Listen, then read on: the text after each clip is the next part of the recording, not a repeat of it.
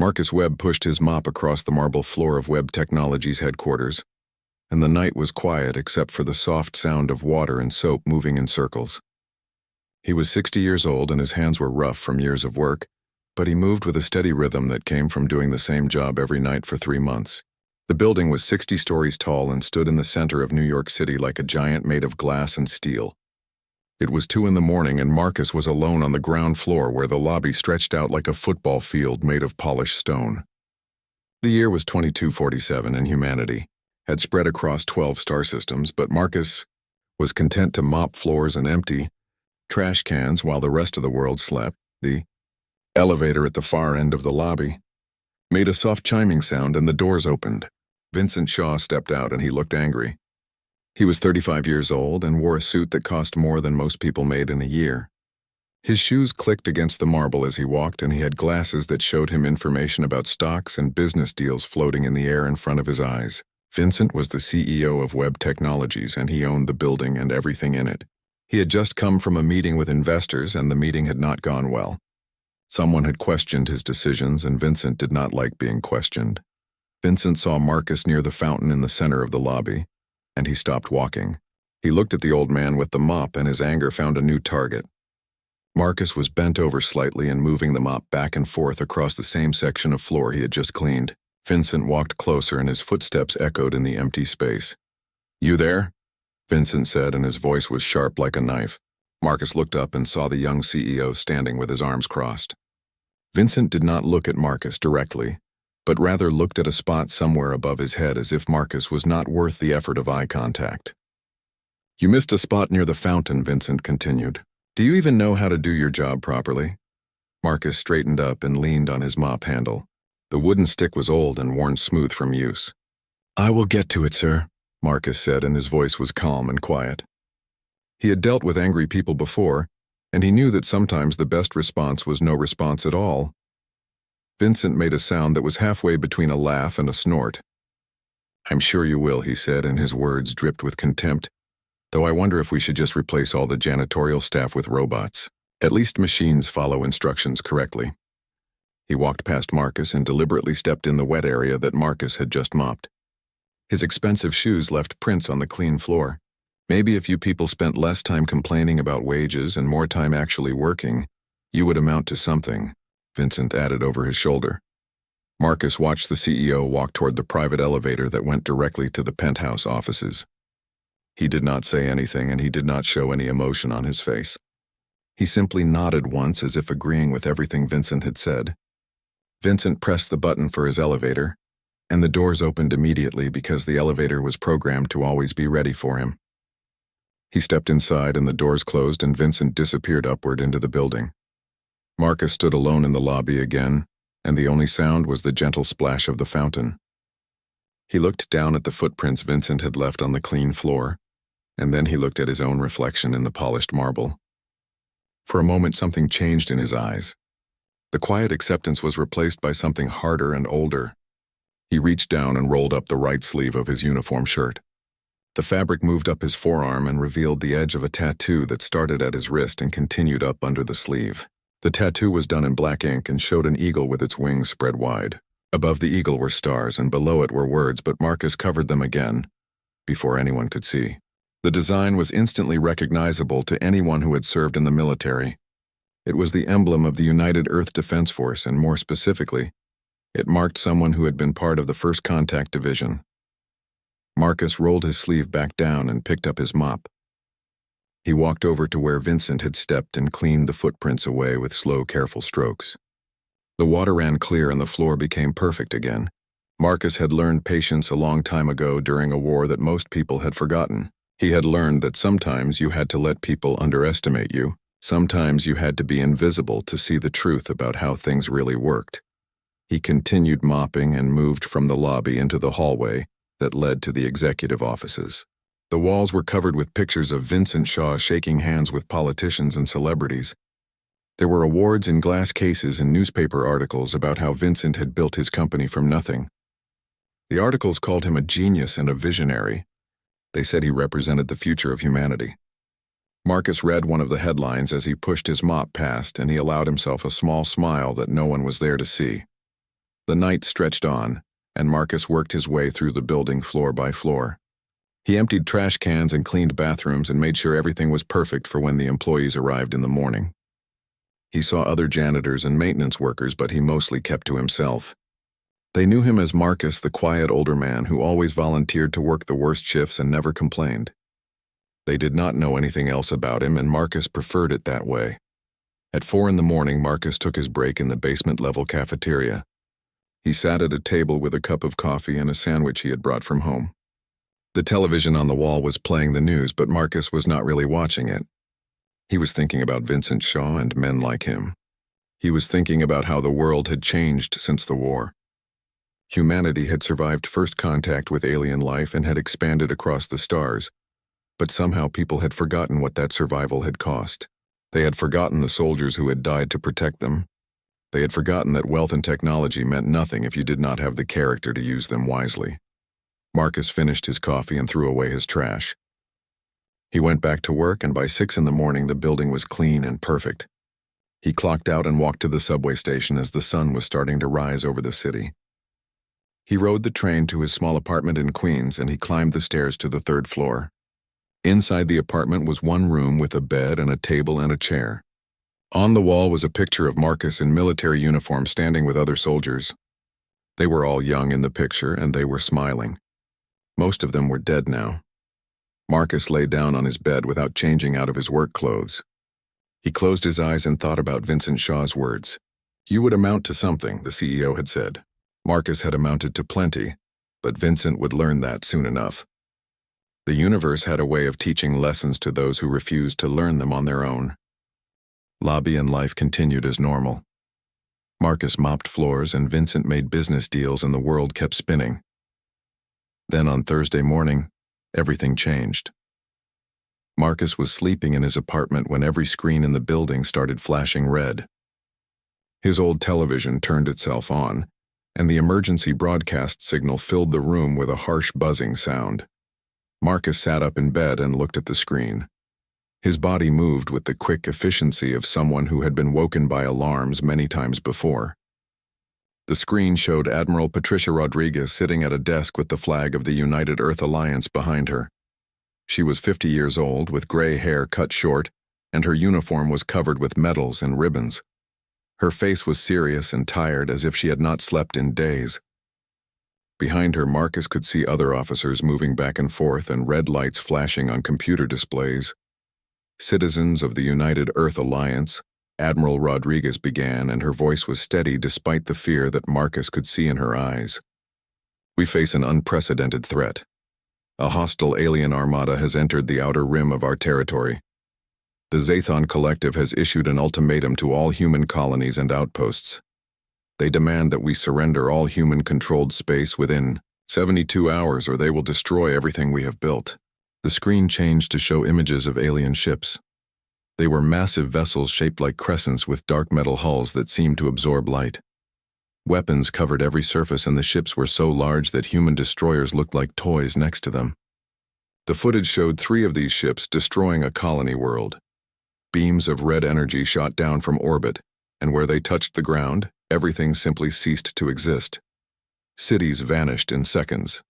Mountains melted like ice cream. The atmosphere itself caught fire. Admiral Rodriguez came back on screen. "We have confirmation that the colonies at Henderson Station, New Plymouth, and Fairview have been destroyed," she said. "Total casualties are estimated at 4.7 million people. The Zathon fleet is moving toward the inner systems. They will reach Earth in approximately 60 days unless we stop them." Marcus stood up from his bed and walked to the window. Outside, the sun was rising over New York City, and people were going about their morning routines. Cars flew through the air on designated paths, and advertisements played on the sides of buildings. Down on the street, he could see a woman walking her dog and 2 children waiting for the school transport. None of them knew yet that their world had just changed forever. Vincent Shaw was in his penthouse office when the broadcast interrupted his morning meeting. He had been reviewing quarterly earnings with his chief financial officer, Gregory Hall, when every screen in the room switched to show Admiral Rodriguez. Vincent listened to the announcement with growing anger. War was bad for business. War meant Government regulations and seizures of private property. War meant his stock prices would drop. "Get me the defense minister on the phone," Vincent told his assistant. "We need to secure our contracts before the military starts nationalizing private companies. I want lawyers drawing up protections for our assets. I want lobbyists in every government office by end of day." Gregory looked uncomfortable. "Sir, billions of people might die. Maybe we should focus on how we can help." Vincent shot him a look that could freeze water. "We help by keeping this company running," he said. "We help by maintaining the economy. If we go under, then thousands of people lose their jobs. That is how we help. Now get to work." At the Web Technologies building, the janitorial staff gathered in the basement break room during their lunch period. The old television on the wall was showing news coverage of the alien threat. Reporters interviewed military experts and politicians. Everyone had opinions, but no one had solutions. The Zethon technology was decades ahead of human capabilities. Their ships were faster and their weapons were stronger, and they had already proven they had no interest in negotiation. Danny was a young janitor who had only been working at the building for 2 months. He stood close to the television with his arms crossed and his face pale. "They are saying the Zethon destroyed 3 colonies in 1 day," he said. "Just wiped them out. No warning, no survivors. How are we supposed to fight something like that?" Linda was the night shift supervisor, and she had worked at Web Technologies for 15 years. She was a large woman with kind eyes and a voice that could cut through noise. "We have fought aliens before," she said. "During the first contact war, we were outmatched then too, but we survived." "That was different," Danny argued. "The Krogar wanted resources. They were willing to negotiate. These Zethon things just want us dead." Marcus sat at a table in the corner of the break room with his lunch untouched in front of him. He watched the television without saying anything. His face showed no emotion, but his hands were clenched into fists on the table. The tattoo on his right wrist was visible below his rolled-up sleeve, and if anyone had looked closely, they would have seen the muscles in his jaw working as he ground his teeth together. Linda noticed Marcus sitting alone.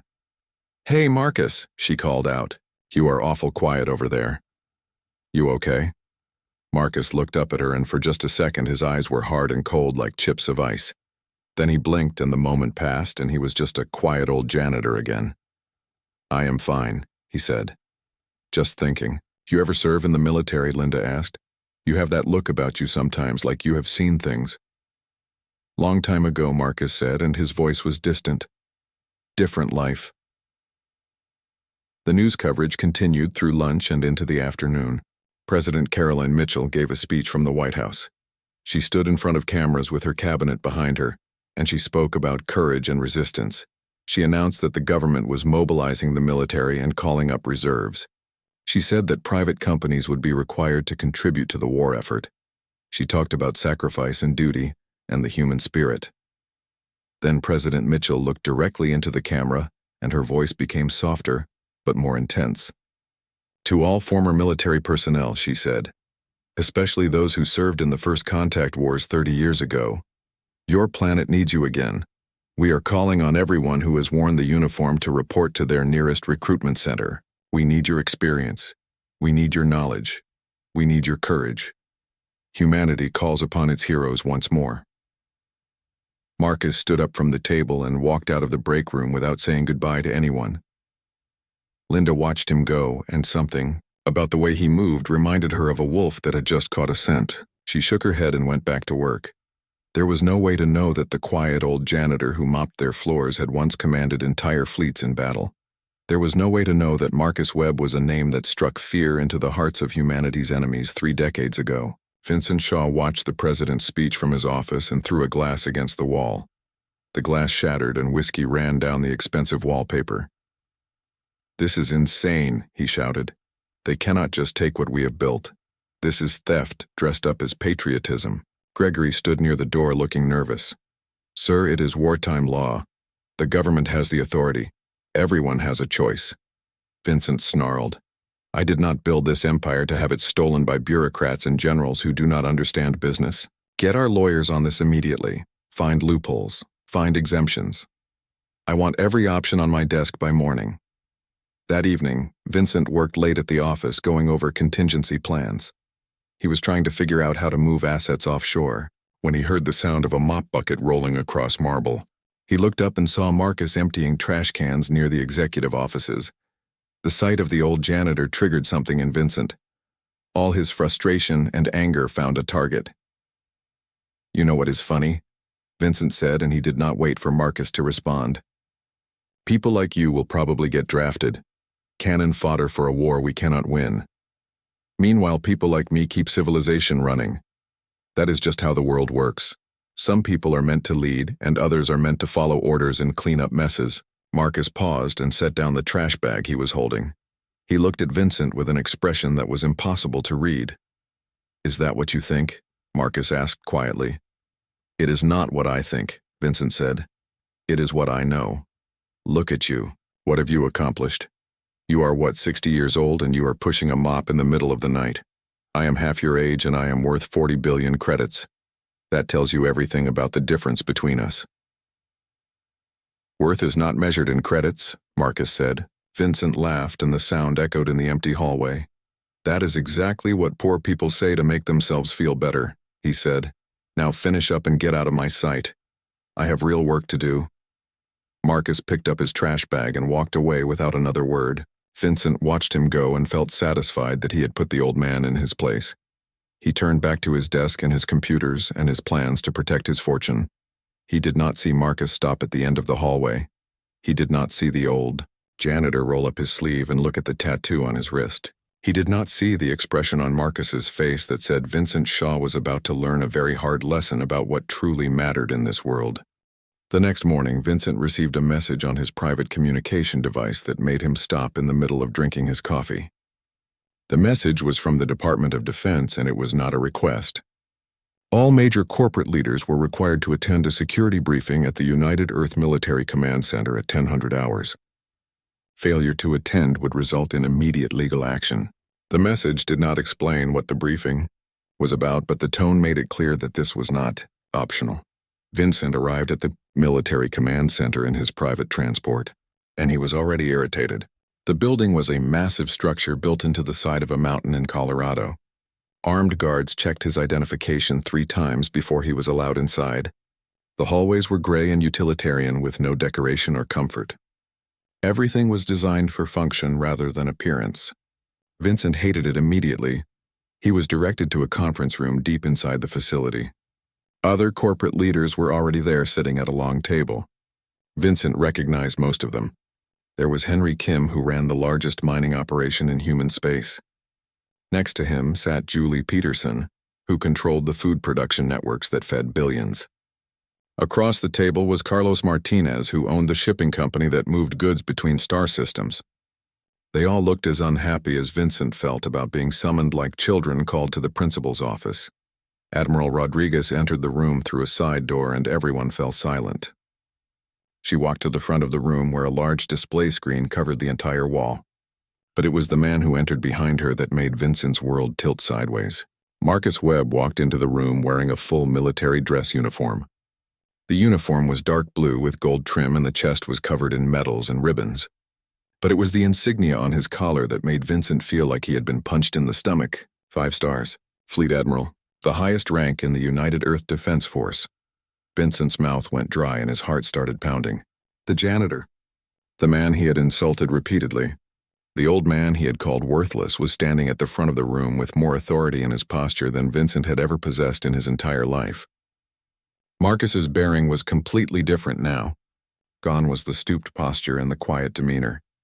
In his place stood a warrior, whose presence commanded absolute respect from everyone in the room. "Ladies and gentlemen," Admiral Rodriguez began. "Many of you may not recognize this man, which was by design. For the past year, Fleet Admiral Marcus Webb has been operating under deep cover assessing our civilian infrastructure and security protocols. What he found was deeply concerning. The words hit Vincent like hammers. A year. Marcus had been working as a janitor for a year. Vincent thought back to all the times he had insulted the old man. All the dismissive comments and cruel words. His face burned with shame and he wanted to sink through the floor. Marcus stepped forward and his voice filled the room with calm authority. 30 years ago, I led the human forces during the first contact wars, he said. We faced the Krogar Dominion, and through strategy and sacrifice and determination, we survived. We pushed them back and we made them respect us. I retired 5 years ago, but 6 months ago, our intelligence services detected signs of a new threat. I volunteered to go undercover to assess our readiness from the ground up. He pressed a button on the control panel, and the display screen came to life with images and data. What I found was troubling, Marcus continued. A society that has become complacent. A civilian leadership more concerned with profit margins than preparedness. Workers treated as expendable resources rather than valued citizens. A growing divide between those who have and those who serve. We have built an empire across the stars, but we have forgotten the principles that allowed us to survive in the first place. Vincent felt every eye in the room turn toward him. He knew his treatment of Marcus was being used as an example. He wanted to defend himself, but he knew anything he said would only make things worse. He sat frozen in his chair and listened as Marcus continued the briefing. The Zethon Collective is unlike any enemy we have faced before, Marcus said, and the display changed to show the alien ships. They are not interested in negotiation or coexistence. They view all other species as inferior, and they believe that space belongs to them alone. They have conquered 47 star systems before reaching ours. They have destroyed hundreds of colonies. They have killed billions of sentient beings. They will not stop unless we stop them. Marcus manipulated the display to show battle simulations. Red icons representing Zethon ships moved against blue icons representing human forces. Every simulation ended with the blue icons being destroyed. Conventional warfare will not work, Marcus said. They outgun us by a factor of 10. They have more ships and better technology. Their weapons can crack a planet's crust. Their shields can withstand anything we currently have in our arsenal. If we fight them the way they expect us to fight, we will lose and humanity will cease to exist. So what do we do? Julie Peterson asked. Her voice was shaky. How do we fight an enemy we cannot beat? Marcus smiled, and it was not a pleasant expression. We do not fight them the way they expect, he said. We use the one advantage we have always had. Humans adapt. Humans innovate. Humans refuse to surrender even when logic says we should. The Zethon are arrogant. They believe we are primitive and disorganized. They think this will be easy. We are going to prove them wrong. The display changed again to show a complex network of positions and movements. Marcus spent the next hour explaining his strategy. It was audacious and risky, and required total cooperation between military and civilian sectors. Human forces would not meet the Zethon in direct fleet engagement. Instead, they would use guerrilla tactics and hidden bases and surprise attacks. Every civilian ship would be retrofitted as a military vessel. Every person would become part of the war effort, from factory workers to corporate CEOs. This plan requires sacrifice from everyone, Marcus said, and he looked directly at Vincent. It requires the wealthy to contribute their resources not for profit, but for survival. It requires civilians to step up as militia fighters. It requires corporate leaders to put aside their personal interests and work for the common good. It requires all of us to remember that we are human first and everything else second. Henry Kim raised his hand. What exactly are you asking us to contribute, he asked. Everything, Marcus said simply. Your ships, your factories, your resources, your time, your comfortable lives. Some of you will be asked to fight. All of you will be asked to sacrifice. The question is whether you value your wealth more than you value your species. The room was silent. Vincent looked around at the other corporate leaders and saw the same calculation happening in their minds. They were weighing costs and benefits. They were thinking about their stock prices and their personal fortunes. They were not thinking about the billions of people who would die if humanity lost this war. Marcus seemed to read their minds. I spent a year working in your buildings, he said. I cleaned your floors and emptied your trash. I listened to how you treated the people who worked for you. I saw how you valued profit over people. I saw leaders who had forgotten what leadership truly means. Some of you failed that test completely. He looked at Vincent again, and the weight of that gaze was crushing. But now you have a chance to prove you are more than your worst moments. Now you have a chance to show that humanity deserves to survive. Admiral Rodriguez stepped forward. Your companies are being integrated into the military production pipeline effective immediately, she said. You will receive fair compensation, but that compensation will come after the war is won, if we are still alive to pay it. You have 24 hours to submit your resource inventories and production capabilities. Failure to comply will result in immediate seizure of all assets and possible treason charges." The meeting ended, and the corporate leaders filed out of the room in silence.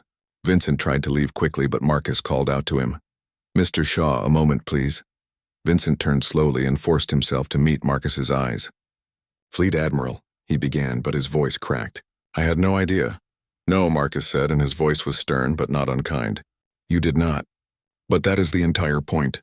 You did not need to know my rank to treat me with basic respect. You did not need to know my history to recognize my humanity. You judged me based on my job and my age, and you found me worthless. How many other people have you treated that way? How many talented and valuable people did you dismiss because they did not meet your narrow definition of success?" Vincent wanted to argue, but he could not. Everything Marcus said was true. "I am sorry," he said, and the words felt hollow and inadequate. "Sorry is a start," Marcus said. "But what matters now is what you do going forward. You have a chance to be part of something greater than yourself. You have a chance to lead not by commanding but by serving. The question is whether you have the courage to change." Marcus left the room, and Vincent stood alone with his thoughts. He looked at his reflection in the dark display screen and barely recognized the man staring back at him. His expensive suit and his confident posture suddenly seemed like a costume. He had spent his entire life building an empire and accumulating wealth, but in one morning he had been shown how little. Vincent returned to Web Technologies and immediately called an emergency meeting with all department heads. The conference room filled with confused executives who wondered why they had been summoned so urgently. Gregory Hall sat to Vincent's right and noticed that his boss looked different somehow. The usual arrogance was gone and replaced with something that looked almost like humility. "We are converting all operations to military production effective immediately," Vincent announced without preamble. "The civilian spacecraft division will retool to produce military destroyers. The communications division will focus on encrypted battlefield systems. The luxury yacht division will be retrofitted to create fast attack vessels. I want proposals on my desk by end of day." The room erupted in protests. "Sir, that will cost us billions in lost revenue," said the chief financial officer. "We have contracts with civilian buyers. We will face lawsuits." "Then we face lawsuits," Vincent said, and his voice was firm. "This is not optional. This is survival. The Zethon Armada will not care about our quarterly earnings or our stock price. They will kill every human they find, and then they will move on to the next system." "But sir," another executive began. "No buts," Vincent interrupted. "I spent this morning at military command. I saw the projections. If we do not stop the Zethon, then everything we have built means nothing because we will all be dead. Now stop thinking like businessmen and start thinking like humans who want to live. Get to work." The executives left the conference room muttering among themselves. Gregory stayed behind and closed the door. "What happened at that meeting?"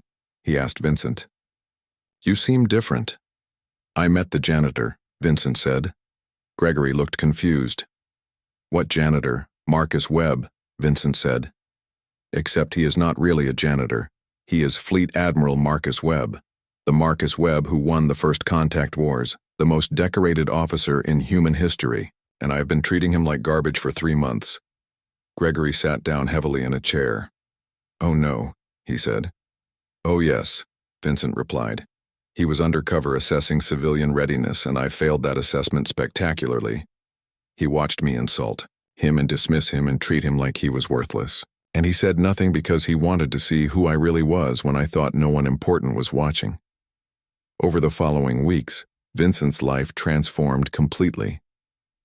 Web Technologies was integrated into the military production pipeline, and suddenly Vincent found himself working 18-hour days. He was no longer the king of his domain giving orders from a penthouse office. Instead, he was working alongside engineers and technicians and factory workers, trying to meet impossible production quotas. The military had assigned Vincent as civilian liaison for the corporate integration project, which meant daily briefings with Marcus Webb and his staff. The briefings were held at 6 in the morning at the military command center. Vincent had to wake up at 4 and drive 2 hours to get there on time. The first few days were brutal. Vincent was used to waking up at 9 and having coffee brought to him by assistants. Now he stood in a cold briefing room drinking bad coffee from a plastic cup, while military officers discussed strategy and logistics. Marcus ran the briefings with crisp efficiency. He stood at the front of the room with a laser pointer and went through lists of requirements and deadlines. "The Zathon advanced faster than we anticipated," Marcus said one morning while pointing at a star map.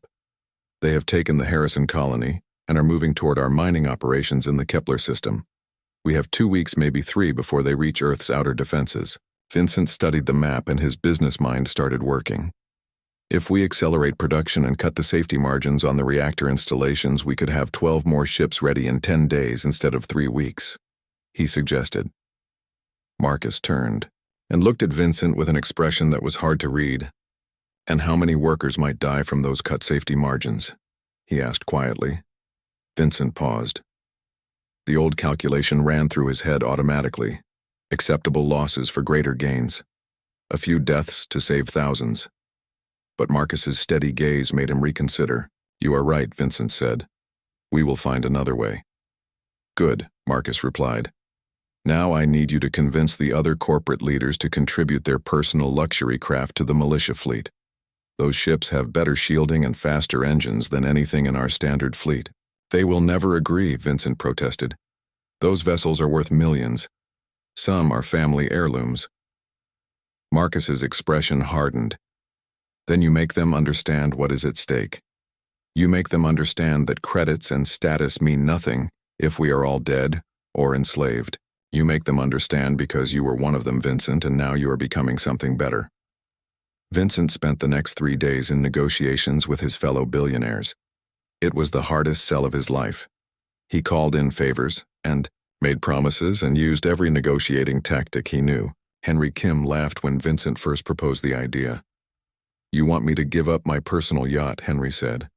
"The ship I had custom built in the Mars shipyards. The ship that cost me 15 million credits." "You are insane. I want you to contribute it to the war effort," Vincent corrected. "And yes, I know it is insane. But you know what else is insane? The Zathon. They destroyed 3 colonies in 1 day, Henry. 3 colonies. 4.7 million people. They are not going to negotiate with us. They are not going to be impressed by our wealth. They are going to kill us and take everything we have. So let the military build new ships," Henry argued. "There is no time," Vincent said. "The Zathon will be here in weeks. Your yacht has a prototype shield generator and an engine that can outrun anything the aliens have. It could save hundreds of lives in battle." Vincent had similar conversations with Julie Peterson and Carlos Martinez and a dozen others. Most of them refused at first. Some called him a traitor to their class. Others accused him of becoming a government puppet. But Vincent kept pushing. He used logic and emotion and guilt. He reminded them that their children and grandchildren would die alongside everyone else if humanity lost this war. Finally, Vincent made a decision that surprised even himself. He donated his own personal yacht first. The ship was called the Enterprise, and Vincent had spent 15 million credits customizing it. It had luxury cabins and a private pool and an entertainment system that cost more than most houses. Vincent had only used it twice, but he loved knowing he owned it. Now he signed the papers transferring ownership to the military without hesitation. The gesture worked. Within 2 days, 5 other CEOs had donated their personal ships. Within a week, the number grew to 20. The ships were taken to military shipyards and retrofitted with weapons and armor. The luxury cabins were torn out and replaced with ammunition storage. The entertainment systems were replaced with targeting computers. The ships that had been symbols of wealth and status became weapons of war. Marcus came to inspect the converted vessels, and he brought Vincent with him. They walked through the dock where the Enterprise was being modified. Workers swarmed over the ship, cutting and welding and installing new systems. The pool had been filled in and covered with armor plating. The observation deck where Vincent had once drunk champagne was now a weapons platform mounting 4 plasma cannons. "This must be difficult for you," Marcus said as they watched the workers. Vincent shook his head. "A month ago it would have been," he admitted. "I would have felt like they were destroying something precious. But now I just see a tool that might help us survive. Things are just things. They do not matter compared to people." Marcus looked at Vincent with something that might have been approval, You are learning, he said. I had a good teacher, Vincent replied. Even if I did not know he was teaching me at the time. They continued walking through the shipyard, and Marcus explained how the converted civilian ships would be integrated into the battle plan. The ships were fast and maneuverable, which made them perfect for hit-and-run attacks. They would work, in small groups harassing the larger Zethon vessels and drawing them into ambushes. It was dangerous work with a high casualty rate, but it was necessary. Who will pilot them, Vincent asked. Volunteers mostly, Marcus said. Former military pilots coming out of retirement, some civilians who have racing experience. We are training, as many as we can, but the truth is we need more pilots than we have. I can fly, Vincent said suddenly. I have a commercial pilot license and I used to race speeders in college. Marcus stopped walking and turned to look at Vincent. This is not a game, he said. You could die. I know, Vincent said. But if I am asking other people to risk their lives, then I should be willing to risk mine. Besides, you said it yourself. Everyone has to contribute. This is how I contribute. Marcus studied Vincent for a long moment. The janitor who had been insulted and dismissed was now evaluating the billionaire who had done the insulting. Finally, Marcus nodded. Report to the training center at 0600 tomorrow, he said. Bring your pilot license and be prepared to work harder than you ever have in your life. Vincent reported to the training center the next morning and discovered that Marcus had not been exaggerating. The training was brutal. Vincent flew simulations until his hands cramped and his eyes burned. He practiced combat maneuvers and emergency procedures and weapons targeting. The instructors were former military pilots. The Zethon Armada arrived at the edge of Earth's solar system on a Tuesday morning. Vincent was in the middle of a training simulation when all the alarms went off and every screen turned red. The simulation shut down and was replaced with a live feed from the outer sensor networks. 300 alien ships had just dropped out of faster-than-light travel near the orbit of Neptune. They hung in space like dark crescents blocking out the stars. Every pilot and officer was immediately summoned to the main briefing hall. Vincent ran through the corridors of the training facility alongside men and women half his age. His legs burned and his lungs ached, but he kept pace. The briefing hall was packed with hundreds of people all looking at the massive display screens showing the alien fleet. The room smelled like sweat and fear. Marcus Webb stood at the front of the hall in full combat uniform. His face was calm, but his eyes were hard. He waited for everyone to settle down, and then he began speaking. The Zethon have arrived earlier than we expected, he said. They have sent one final message. They demand our immediate and unconditional surrender. They have given us 6 hours to respond. After that, they will advance on Earth and destroy everything in their path. What are we going to tell them? Someone shouted from the back of the room. Marcus smiled, and it was not a nice smile. We are going to tell them no, he said. We are going to tell them that humanity does not surrender. We are going to tell them that they picked the wrong species to threaten, and then we are going to show them what happens when you underestimate human beings. The room erupted in cheers, and Vincent found himself cheering along with everyone else. The fear was still there, but it was mixed now with something else. Determination, defiance, a stubborn refusal to go quietly into extinction. Marcus raised his hand for silence. You all know the plan, he said. The Zethon expect us to meet them in conventional fleet formation. They expect us to line up our ships and trade fire until we are destroyed. We are not going to do that. We are going to scatter.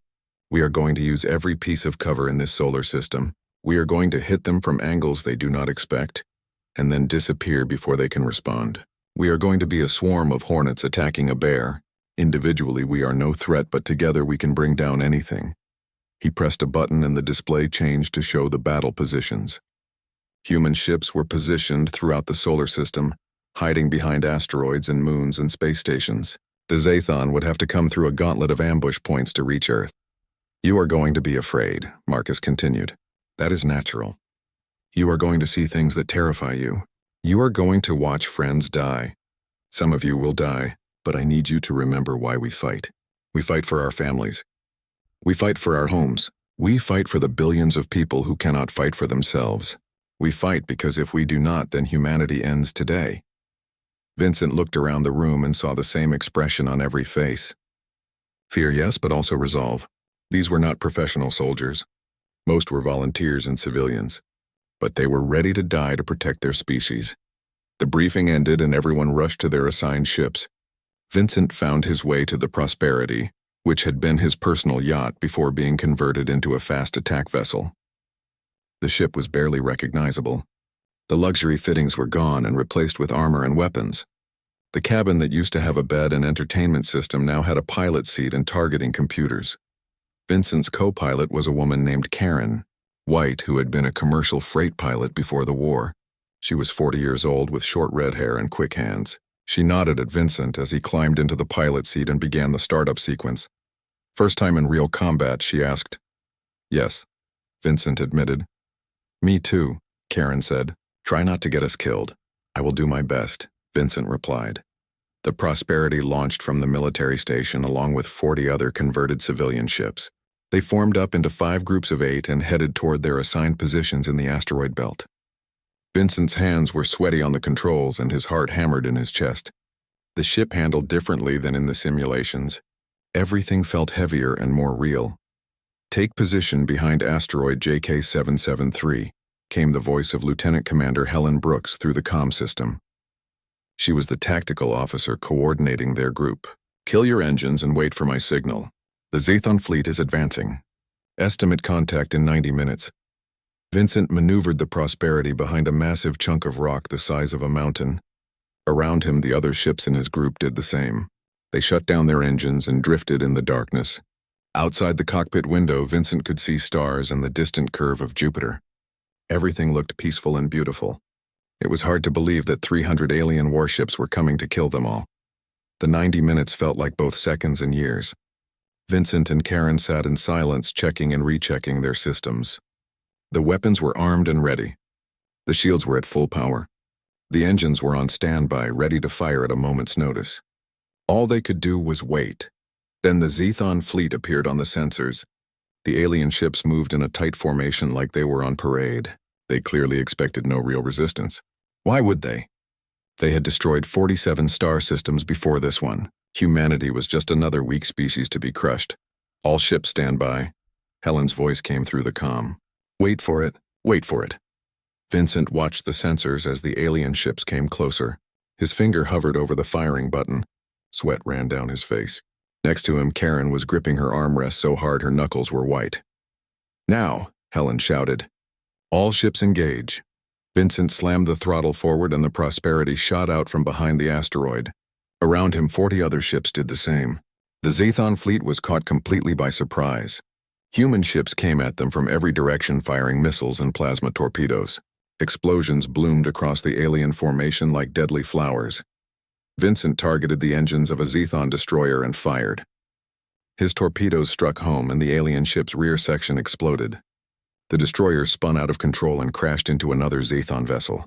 Both ships went tumbling through space, trailing debris and atmosphere. Brake left, Karen shouted. Fighters incoming. Vincent yanked the controls and the Prosperity dove away from 3 small Zathon fighters that appeared on their tail. Red energy bolts flashed past the cockpit window. The ship's computer screamed warnings. Vincent pushed the throttle to maximum and headed deeper into the asteroid field. The fighters followed, and they were fast. Brooks, this is Prosperity, Vincent called into the comm. We have 3 fighters on our tail and we need help.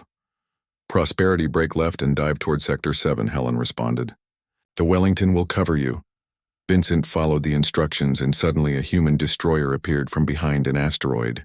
Its cannons opened fire and the 3 Zathon fighters were shredded into scrap metal. Vincent let out a breath he did not know he had been holding. Good kill, Wellington, Helen said over the comm. All ships continue engaging. Keep them off balance. The battle raged through the asteroid belt for over an hour. Human ships darted in and out of cover, firing and running. The Zathon tried to organize a response, but they were spread out and confused. Every time they formed up, another group of human ships hit them from a different angle. Slowly but surely, the alien formation began to break apart. Vincent lost track of how many times he fired his weapons. He lost track of how many times he dove for cover while enemy fire burned past him. His hands ached from gripping the controls. His eyes burned from staring at the screens. But he kept fighting because stopping meant dying, and dying meant everyone he cared about would die too. Then something went wrong. A Zathon cruiser got a lucky shot on one of the human destroyers and the ship exploded. The blast caught two smaller human ships in the debris field and they were destroyed as well. In seconds, 12 pilots were dead. All ships pull back to secondary positions, Helen ordered. Reform and regroup. Vincent turned the Prosperity toward the rally point, but the Zathon had learned from their mistakes. A group of enemy ships broke formation and pursued the retreating humans. Energy weapons lit up space like lightning. Another human ship exploded and then another. Vincent pushed the engines as hard as they would go, but the Zathon ships were faster. Warning lights flashed across his control panel. The shields were down to 30%. The rear armor was compromised. One of the engines was overheating. Karen was working frantically at her station, trying to divert power to the shields. "It is not enough," she said. "We cannot outrun them and we cannot take many more hits." Vincent's mind raced. He thought about everything Marcus had taught him about strategy and sacrifice. He thought about the billions of people on Earth who were depending on them. He thought about the man he used to be who only cared about profit and status. That man would have run. That man would have saved himself and let others die. But Vincent was not that man anymore. He made a decision. "Karen, transfer all shield power to the rear. Reroute everything we have. If we do that, the front will be completely exposed," Karen protested. "I know," Vincent said. "Trust me." Karen hesitated for only a second, then followed the orders. The shields concentrated at the rear of the ship, creating. The battle for Earth continued for 6 brutal hours, and Vincent felt every minute of it in his bones. The Prosperity had taken damage in 3 more engagements, and the ship was holding together through determination and spare parts. Karen had managed to keep the shields functioning, but they were operating at less than 20% capacity. One more solid hit would tear through the hull like paper. Marcus Webb commanded the entire battle from the bridge of the UES Defender, which was humanity's largest warship. The Defender hung in space near the moon, coordinating hundreds of ships across millions of miles. Marcus watched tactical displays and listened to reports and made decisions that affected thousands of lives. His voice came through the comm system, calm and steady, giving orders and encouragement. "All civilian militia wings. This is Fleet Admiral Webb," Marcus said, and Vincent recognized the tone. It was the same voice Marcus had used when teaching Vincent about strategy during their briefings. "You have done incredible work today.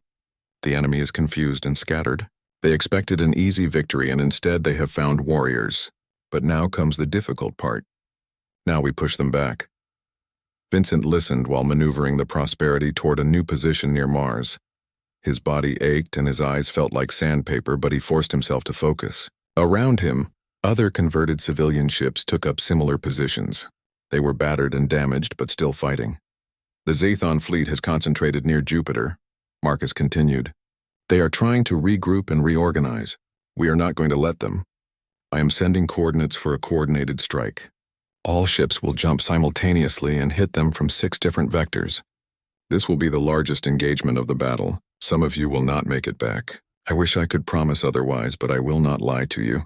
What I can promise is that your sacrifice will matter. Your courage will save billions of lives. Now let us show these aliens what humanity is made of." The coordinates appeared on Vincent's display and he plotted the jump. The Prosperity would emerge from faster-than-light travel, directly above the Zathon formation, alongside 20 other ships in his group. They would have maybe 90 seconds to inflict as much damage as possible before the aliens responded. 90 seconds to make a difference between victory and extinction. "Ready for this?" Vincent asked Karen. She laughed, but there was no humor in it. "No," she said, "but let us do it anyway." Vincent engaged the faster-than-light drive and space twisted around them.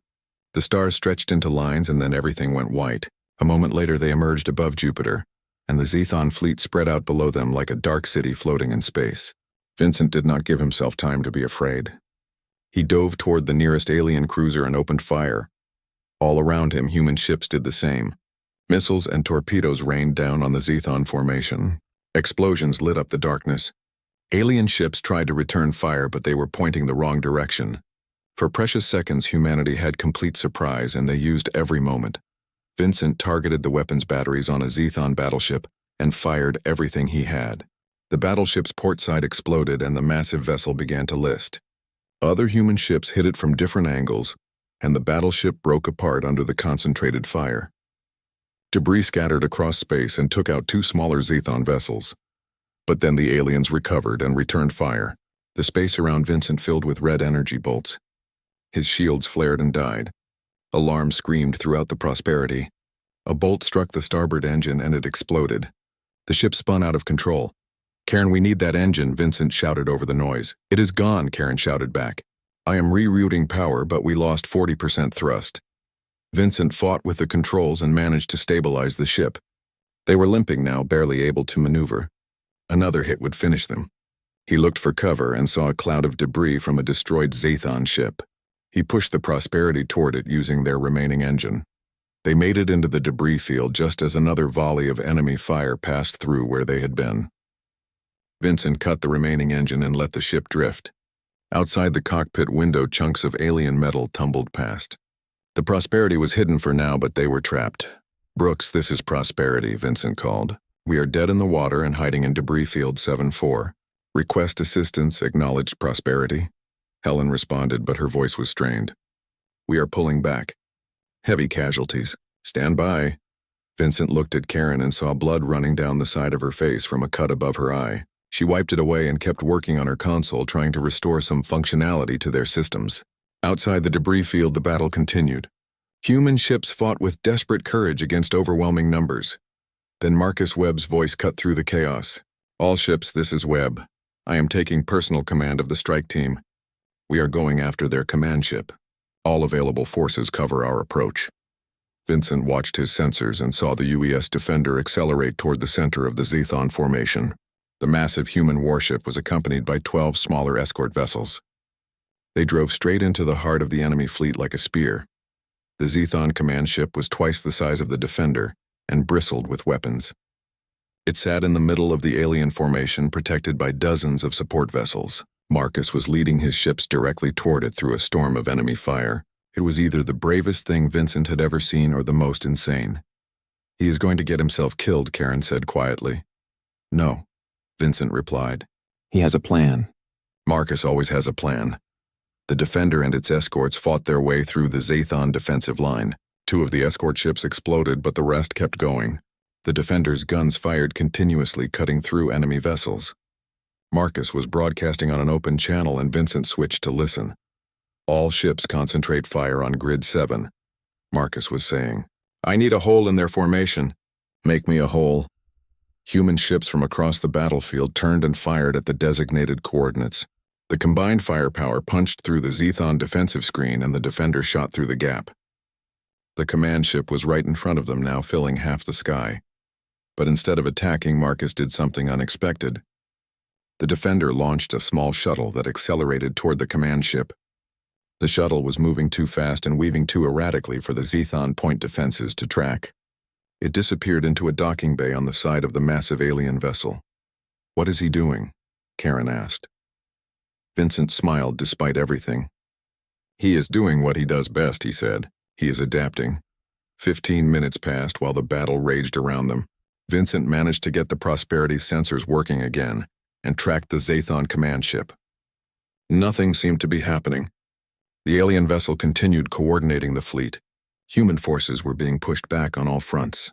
Casualties were mounting. Victory seemed impossible. Then the Zethon command ship went dark. Every light on the massive vessel shut off at once. Its weapons stopped firing. Its shields collapsed. The ship just hung in space like a dead thing. "All Zethon vessels, this is Fleet Admiral Marcus Webb," came a voice over the comm, and it took Vincent a moment to realize the transmission was coming from inside the alien command ship. "I have taken control of your command vessel and infected your entire fleet network with a virus. Your weapons and shields are disabled. You can surrender now, or we can destroy every one of your ships. Choose quickly." For a moment, nothing happened. The alien fleet drifted in confusion. Then one by one, the Zethon ships began powering down their weapons. The battle was over. Vincent let out a breath and slumped in his seat. Around him, Karen was crying and laughing at the same time. Over the comm system, pilots were cheering and screaming in relief. They had won. Against all odds, humanity had defeated an enemy that should have been impossible to beat. "All human forces, this is Admiral Rodriguez," came a new voice. "Cease fire and begin recovery operations. Medical teams to all damaged vessels." We have won today, but at great cost. Honor your fallen and tend to your wounded. You have all earned your place in history." Vincent looked out the cockpit window at the battlefield. Debris floated everywhere. Dozens of human ships were destroyed or badly damaged. Hundreds of pilots and crew had died. But Earth was safe. Humanity would survive.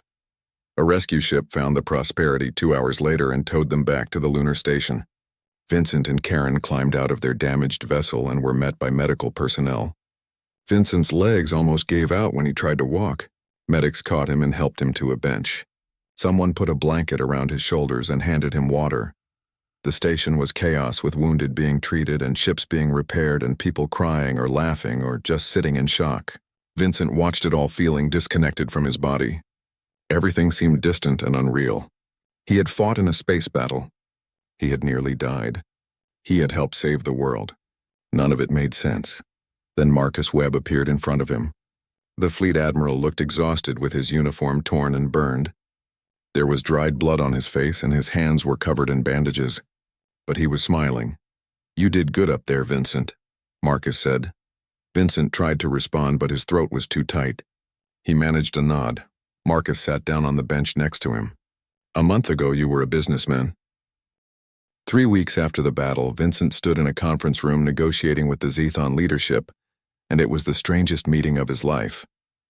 The aliens had agreed to formal surrender talks, and a delegation had traveled to the lunar station.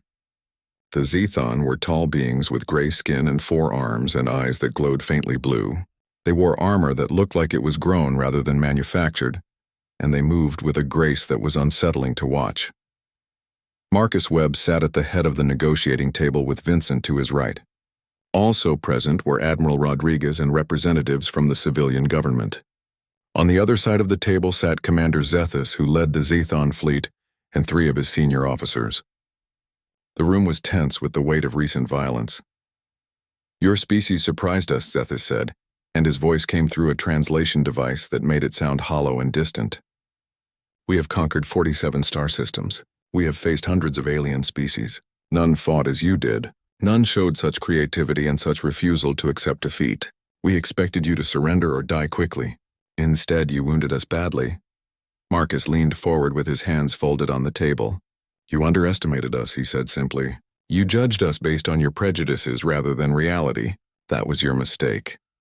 Zethus made a gesture with his upper set of arms that might have been agreement or frustration. "We judged you as primitives because your technology is inferior. We did not account for your tactical innovation or your willingness to sacrifice for each other. These qualities are rare among the species we have encountered. Perhaps you should stop conquering other species," Vincent said before he could stop himself. Everyone at the table looked at him. He felt his face grow hot but continued anyway. "You lost because you assumed conquest was inevitable. You believed your technology made you superior. But technology is just tools. What matters is how you use those tools, and more importantly, why you use them." Zethus tilted his head in a very human gesture of curiosity. "You speak wisdom for one so young," he said. "What is your function in this negotiation?" "Vincent Shaw is a civilian leader and combat pilot who fought in the battle," Marcus said. "He also used to be someone who believed wealth and status made him better than others. The war taught him otherwise. He understands transformation." The negotiations continued for hours. The Zethon agreed to withdraw from human space and to never return. They agreed to pay reparations to the families of those killed in their attacks. They agreed to share some of their technology as a gesture of respect. In return, humanity agreed not to pursue the retreating Zethon fleet and not to seek revenge for the colonies that had been destroyed. At one point, Zethus asked to speak with Marcus privately. Vincent and the others left the room and waited outside. Through the observation window, Vincent could see the 2 military leaders talking. Marcus's expression was serious but not hostile. Zethus seemed to be listening intently to whatever Marcus was saying. When the private meeting ended and everyone returned to the room, Zethus made an announcement. "Fleet Admiral Webb has shown me something I did not expect," the alien commander said. "He showed me scars from his own wars decades ago. He told me about fighting the Krogar Dominion and how that war nearly destroyed humanity. He explained that war changes people, and that the greatest warriors are those who understand the cost of violence. He offered me what humans call mercy, even though I do not deserve it. Mercy is not about deserving, Marcus said. It is about choosing to be better than your worst impulses. It is about recognizing that yesterday's enemy might become tomorrow's ally if given the chance. Zethus stood, and the other Zathon stood with him. We will honor this agreement, he said, and I will carry the lesson of this defeat back to the collective. Perhaps we have been wrong about many things. Perhaps conquest is not the only path. The Zathon delegation left and the humans sat in exhausted silence. Admiral Rodriguez spoke first. That went better than expected, she said. I thought we might have to fight them again. They know they cannot win a second battle, Marcus replied. We exposed their weaknesses, and they are intelligent enough to recognize when they have been beaten. The real question is whether they will change or simply regroup and attack someone else in a few years. That is not our problem today, said one of the civilian representatives. Today we rebuild. The reconstruction of human space took months, and Vincent was involved in every aspect. Web Technologies was rebuilt as a cooperative corporation, with workers owning shares and having voting rights on major decisions. The profits were distributed more fairly, and the company focused on projects that benefited humanity rather than just generating wealth. Other corporations followed the example, and slowly the economic structure of human society began to shift. Vincent also worked with Marcus on military reform. The defense force was reorganized to include more civilian oversight and more emphasis on training for unconventional warfare. The lessons learned from fighting the Zathon were codified into doctrine. New ships were built incorporating both human innovation and some of the Zathon technology they had shared. But the most important work Vincent did was traveling to schools and community centers across Earth and the colonies. He told his story everywhere he went. He talked about being a billionaire who thought money made him better than other people. He talked about insulting a janitor who turned out to be a war hero. He talked about learning humility and courage and the meaning of real leadership. At one school in Chicago, a young girl raised her hand during the question period. Were you scared when you were fighting the aliens, she asked. Terrified, Vincent admitted. Every moment. But being brave does not mean not being scared. It means doing what needs to be done even when you're scared. At a factory in the Mars colonies, a worker asked him why he gave up his wealth. You were rich, the man said. You could have stayed rich. Why change because being rich was not making me happy? Vincent replied. I had everything money could buy, but I was empty inside. I treated people badly, and I told myself it was okay because I was successful. The war showed me that success is not about accumulating things. It is about contributing something meaningful. It is about being someone others can respect, not because of your bank account, but because of your character. The stories about Vincent spread across human space and became legend. People told the tale of the billionaire who learned to mop floors, metaphorically speaking. They talked about how the war had changed not just the military situation, but the social structure of humanity. The divide between rich and poor did not disappear overnight, but it began to narrow. People started treating each other with more respect regardless of job or status. Marcus retired for the second time 6 months after the battle. There was a ceremony at the military command center with thousands of people in attendance. Vincent sat in the front row wearing his old flight suit rather than an expensive suit. He had given away most of his personal fortune to help rebuild destroyed colonies. He still had money, but he no longer defined himself by it. When Marcus gave his retirement speech, he looked out at the crowd and his eyes found Vincent.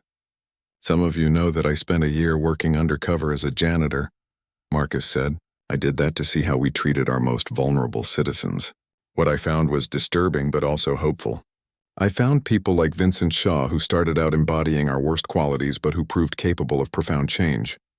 If someone like Vincent can transform, then any of us can. That gives me hope that humanity will be ready for whatever challenges come next. After the ceremony, Vincent approached Marcus, who was surrounded by well-wishers. The crowd parted to let Vincent through, and he shook Marcus's hand. Thank you, Vincent said simply. For what? Marcus asked. For seeing something in me worth saving, Vincent replied. For teaching me what leadership really means. For showing me that a person's worth has nothing to do with their job title or bank balance. Marcus smiled. I did not teach you that, he said. I just created circumstances where you could learn it yourself. The capacity for change was always inside you, Vincent. You just needed a reason to find it. They talked for a while about the future and about the work that still needed to be done. Eventually, the conversation ended and Marcus left to enjoy his retirement. Vincent watched him go and felt a mixture of gratitude and sadness. He would miss working with the old warrior, but he understood that Marcus had earned his rest. Vincent returned to his office at Web Technologies, but it was not the penthouse anymore. He had moved to a smaller office on the same floor as the engineers and designers.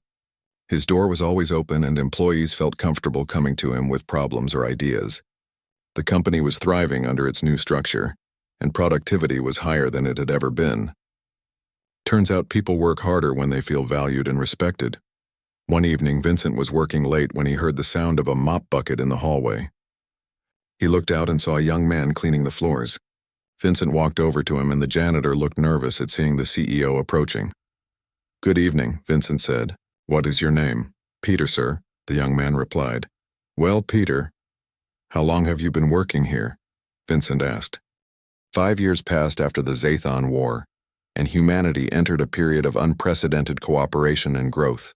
The colonies that had been destroyed were rebuilt with better planning and stronger defenses. The divide between rich and poor continued to narrow as more companies adopted the cooperative model that Vincent had pioneered. Children who grew up during this time learned about the war in school and how it had changed everything. They learned that courage came in many forms and that every person had value regardless of their job or status. Vincent Shaw was now 50 years old, and his hair had gone mostly gray. He still ran Web Technologies, but he spent more time mentoring young leaders than making business decisions. The company practically ran itself with the cooperative board handling most operations. Vincent's real passion had become education and speaking to groups about transformation and leadership. On a Tuesday morning in March, Vincent received a message that made him stop what he was doing. Marcus Webb was in the hospital. The old warrior had collapsed at his home and been rushed to medical care. The doctor said it was his heart. At 70 years old and after a lifetime of stress and combat, Marcus's body was finally giving out. Vincent dropped everything and took a transport to the hospital in Denver where Marcus was being treated. He arrived to find Admiral Rodriguez and several other military officers already in the waiting room. They nodded at Vincent, but no one spoke much. They were all thinking the same thing. Marcus Webb was dying and the world would be lesser without him. A doctor came out and spoke quietly with Admiral Rodriguez. Then Rodriguez turned to the group. "He is stable for now," she said. "He is asking to see people one at a time. Vincent, he wants you first." Vincent felt his chest tighten, but he nodded and followed a nurse down a hallway to a private room. Marcus lay in a hospital bed with wires and tubes connected to various machines. His face was pale and his breathing was labored, but his eyes were clear and alert. He smiled when he saw Vincent. "Come in," Marcus said, and his voice was weak. "Stop hovering in the doorway like you are afraid of me." Vincent walked to the bedside and sat in the chair next to it. "How are you feeling?" he asked, which was a stupid question, but he could not think of anything else to say. "Like I am dying," Marcus replied with a slight smile, which according to the doctors is accurate. "My heart is worn out. They give me maybe a few weeks, maybe less." Vincent felt tears burning in his eyes. "There must be something they can do," he said. "Some treatment or surgery?" Marcus shook his head. "I am 70 years old, Vincent. I have lived a full life. I have fought in 2 major wars and won them both. I have seen humanity grow and mature and become something better. I am ready to rest. I am not ready," Vincent said, and his voice cracked. "I still need you. The world still needs you." "No," Marcus said gently. "The world needs people like you. People who have learned the lessons and can teach them to others. My time is over, but yours is just getting started. That is how it should be." They sat in silence for a moment. Outside the hospital window, Denver stretched out under a clear blue sky. The city had been rebuilt after suffering damage during the war. New buildings stood next to old ones, and parks had been planted where military installations used to be. It was a symbol of how humanity had chosen peace and growth over continued militarization. "I have been thinking about the day we met," Marcus said suddenly. "You were so arrogant, so sure that your wealth made you important. You looked at me pushing a mop and you saw nothing worth noticing. I almost gave up on you that day." "What changed your mind?" Vincent asked. "I saw something flicker in your eyes when you thought no one was looking," Marcus said. "A moment of uncertainty. Like maybe you knew deep down that something was wrong with how you lived your life. I decided to give you a chance to prove you could be better. You did not disappoint. I disappointed myself plenty of times, Vincent said. I still make mistakes. Everyone makes mistakes, Marcus replied. What matters is that you learn from them and keep trying to improve. You have done that. Look at what you have built. Web Technologies is a model for other companies. You have helped create a more just society. You have inspired thousands of people with your story. That is legacy, Vincent. That is what lasts after we are gone. Vincent reached out and took Marcus's hand. It felt thin and fragile. Thank you, Vincent said, for everything. For the lessons and the patience and the faith that I could change. Thank you for proving me right, Marcus said. Now I need you to promise me something. Anything, Vincent said. Promise me you will continue the work, Marcus said. Promise me you will keep telling your story and teaching others. Promise me that when you see someone who reminds you of your old self, you will give them a chance to change. Not everyone will take that chance, but some will. Those few will make all the difference, I promise, Vincent said. Good, Marcus replied, and he seemed to relax. Now get out of here and let me rest. Send in Rodriguez. That woman has been waiting to yell at me for collapsing, and she will never forgive me if I die before she gets the chance. Vincent stood up but hesitated. Will I see you again, he asked. Maybe, Marcus said. Or maybe not. Either way, Vincent, you carry part of me with you now. Every lesson I taught you lives on through your actions. Every person you help change continues my work. Death is not the end of influence. It is just a transition. Vincent left the room and Admiral Rodriguez went in. He walked back to the waiting room and sat down with the others. Over the next 2 hours, various military officers and government officials went in to say goodbye to Marcus. Some came out crying. Others looked thoughtful. Everyone who spoke with him seemed changed by the experience. Vincent stayed at the hospital for 3 days. Marcus drifted in and out of consciousness, and his condition slowly deteriorated. On the 3rd day, just after sunrise, Marcus opened his eyes one last time. Vincent was in the room along with Rodriguez and 2 other senior officers. Marcus looked at each of them and smiled. Not a bad run, he said quietly. We saved humanity twice. That is more than most people accomplish. Then, Fleet Admiral Marcus Webb closed his eyes and died peacefully, surrounded by people who loved him. The funeral was held at Arlington National Cemetery with full military honors. Thousands of people attended, including politicians and military officers and civilians whose lives had been touched by Marcus. Vincent gave one of the eulogies, and he spoke about the janitor who changed his life. He told the story of being humbled and taught and transformed by a man who could have destroyed him, but chose instead to save him. Marcus Webb believed in second chances, Vincent said to the crowd. He believed that people could change if given the right circumstances and the right motivation. He believed that true leadership was about serving others, not commanding them. He believed that every person had worth regardless of their position or wealth. He spent his final years proving those beliefs by going undercover and assessing humanity from the bottom up. What he found disappointed him in some ways, but it also gave him hope. He saw that we were capable of better. He saw that when faced with extinction, we could come together and overcome anything. He saw that billionaires could become warriors and janitors could be heroes, and that in the end we are all just humans trying to do our best. Vincent paused and looked out at the sea of faces. I owe Marcus Webb my life, and not just because he led the defense against the Zathon, he continued. I owe him my life because he showed me how to actually live it. He taught me that success is not about accumulation but contribution. He taught me that respect must be earned through character, not purchased with wealth. He taught me that the measure of a person is how they treat those who can do nothing for them. These lessons changed me completely, and through me they have changed thousands of others. That is Marcus's true legacy. Not the battles he won or the medals he earned, but the lives he transformed by believing in the possibility of human goodness. The ceremony ended, and Marcus was laid to rest with a 21-gun salute. Vincent stood at attention as the guns fired and tears ran down his face. He was not alone in crying. Tough military officers wept openly. Politicians who rarely showed emotion looked devastated. Marcus had touched so many lives, and his absence left a hole that could never be filled. In the weeks after the funeral, Vincent threw himself into work. He established the Marcus Webb Foundation, which provided scholarships to students from poor families and funded programs teaching leadership and ethics. He worked with the government to create the Webb Doctrine, which was a set of principles for corporate responsibility and worker rights. He traveled constantly giving speeches and teaching classes and mentoring young leaders. One evening, 6 months after Marcus's death, Vincent was cleaning his office when he found an old data pad he had not seen in years. He turned it on and discovered it contained a message from Marcus. It was dated 3 days before Marcus collapsed. Vincent had never known it existed. He pressed play and Marcus's face appeared on the screen looking tired but happy. "Hello, Vincent," the recording began. "If you are watching this, then I am gone. I wanted to leave you with some final thoughts. First, know that I am proud of you. You have become the kind of leader humanity needs.